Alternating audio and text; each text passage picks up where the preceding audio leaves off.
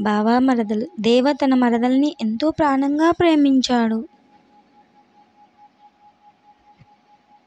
ఆమె చదువులకు తనకిష్టమైనవి ఇంకా ఎన్నో ఆమెకు లక్షలు పోశాడు.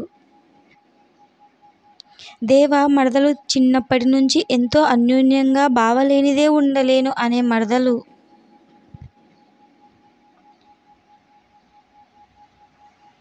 అలా ఒక నిజం గుండెను పిండేసినట్లుగా ఒక మాట విన్నాను.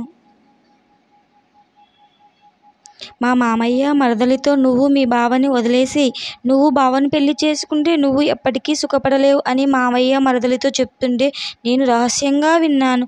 బావ నన్ను మరిచిపో, నాకు తెలుసు స్వప్న మామయ్య నీతో అన్న మాటలు, కానీ నిన్ను వదులుకోలేను. ఇప్పుడే మామయ్యను నిన్ను నాకిచ్చి పెళ్లి చేయమని అడుగుతాను. మరదలికి చెప్పినట్లుగా మామయ్యను అడిగాను. నన్ను చాలా అనరాని మాటలతో మాట్లాడి కొట్టి నన్ను తరిమేశాడు. అక్కడి నుంచి వెళ్ళిపోయాను. మరదలను పొందలేని నా జీవితం ఒంటరితనంగా మిగిలిన నేను ఎవరూ లేని అనాథగా ఉండిపోయాను.